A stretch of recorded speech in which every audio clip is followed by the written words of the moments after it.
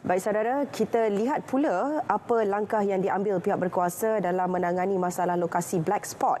Butirannya langsung bersama Harji Jack dari Pulau Mutiara Laut Cina Selatan, Labuan. Silakan Harji. Baik, terima kasih. Lokasi black spot diberikan tumpuan untuk penambahbaikan bagi keselamatan pengguna jalan raya. Pengarah Jabatan Kerja Raya JKR Labuan Insinyur Suhaizat Sulaiman berkata, black spot adalah kawasan yang menyumbang kepada berlakunya kemalangan yang tinggi. Daripada tinjauan yang dilakukan JKR, kemalangan selalunya berlaku melibatkan persimpangan dan laluan akses yang banyak selain kawasan selekoh. Jelasnya penambahbaikan jangka pendek dalam pelaksanaan pihaknya seperti memasang papan tanda, mengecat semula garisan bagi membantu penjajaran dan pemanduan termasuk di penghadang jalan. Buat masa sekarang ni, tempat black spot yang ada di Labuan adalah lebih tertumpu di kawasan pohon batu, iaitu di kawasan persimpangan Lajau. Itulah kawasan utama sekarang ni ada black spot lah di Labuan. Mengulas lanjut mengenai kemalangan yang sering berlaku di beberapa kawasan yang dikenal pasti, pihaknya juga giat melaksanakan pemantauan dan pemeriksaan bagi melihat keperluan terhadap sebarang penambahbaikan. Bagaimanapun, sebarang keperluan untuk berbuat demikian adalah berdasarkan laporan kemalangan yang dibuat di Balai Polis dan statistik kemalangan di lokasi-lokasi tumpuan. Pihak kami juga telah melakukan pemeriksaan bersama dengan cawangan jalan Ibu Pejabat, di mana hasil daripada laporan tersebut akan dibawa ke pihak Kementerian Kerja Raya sendiri, dan insya-Allah pada tahun ini pihak kami akan memasang traffic light di persimpangan tersebutlah. Perbadanan Labuan akan mengambil pendekatan baharu berhubung senarai nama di bawah program My Kasih membabitkan golongan B40 yang belum mendaftar di Labuan.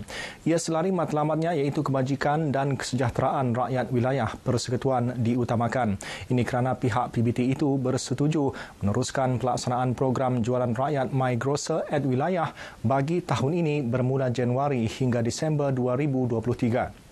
Ketua Pegawai Eksekutif Perbadanan Labuan PL Ridwan Muhammad Ismail berkata, ia usaha dan komitmen PL membantu golongan kurang berkemampuan dalam menangani peningkatan kos sara hidup. Kita mengadakan postmortem yang kita melihat pendekatan ini mungkin akan berubah sedikit berdasarkan kepada feedback supaya golongan sasar yang kita telah pun tetapkan ini dapat menikmati kemudahan ataupun bantuan yang telah diadakan oleh kerajaan ini.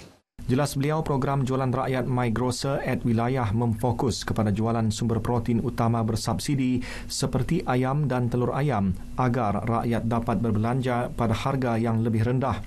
Setiap penerima manfaat subsidi itu akan diberi kupon untuk digunakan semasa membeli barang keperluan berkenaan di kedai-kedai rakan strategik yang diwartakan. Pemerkasaan Sukan Orang Kurang Upaya OKU dalam pemburuan pencapaian sukan berprestasi tinggi antara yang ditekankan dalam program pembangunan sukan OKU di Labuan. Strategi dan modul yang dibincangkan pada masa sama antaranya usaha dalam menggarap mentaliti sukan golongan itu di wilayah Borneo. Pengarah Jabatan Belia dan Sukan Labuan Muhammad Syafi Japril berkata, matlamat itu memerlukan kerjasama agensi tempatan merangkumi penyediaan fasiliti kondusif untuk pembangunan sukan OKU. Pihak Jabatan Belia dan Sukan sangat teruja untuk bekerjasama dan saya kira untuk prospek pada masa yang akan datang, selain pembangunan fasiliti pembangunan atlet juga, kita akan bincangkan bersama. Beliau memaklumkannya pada majlis penutup program pembangunan sukan OKU yang disempurnakan Ketua Pegawai Eksekutif Perbadanan Labuan Ridwan Muhammad Ismail. Dan kita akan bincang lagi apakah yang boleh kita bantu mereka supaya mereka dapat lagi menyerahkan pasal kita pernah faham. Ini adalah untuk membawa nama Labuan itu sendiri. Jadi itulah kita perlu memberikan sokongan 100% kepada atlet-atlet yang menyertai supaya mereka merasakan bahawa mereka juga dihargai dan diberi perhatian. Program anjuran cawangan pembangunan OKU Jabatan Belia dan Sukan Negara dan Jabatan Belia dan Sukan Labuan ini disertai 52 peserta dari Sabah, Sarawak dan Labuan. Dengan itu sekian paparan berita wilayah dari Labuan. Kembali ke Angkasa Puri.